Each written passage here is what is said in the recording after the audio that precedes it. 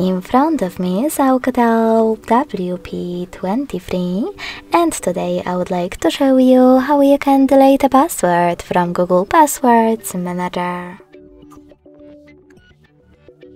First of all, go into Devices Settings and scroll all the way down to access Google section. Then tap on Autofill, Autofill with Google, and Google Password Manager.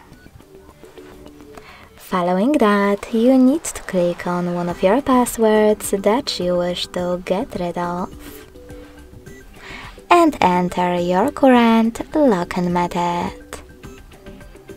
Finally, tap on Delete button next to the Edit one and confirm your choice in the pop-up. So when I do that, as you can see,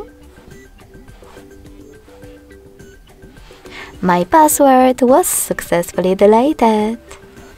Thanks so much for watching. If you enjoyed this video, don't forget to leave a like, comment and subscribe. Bye!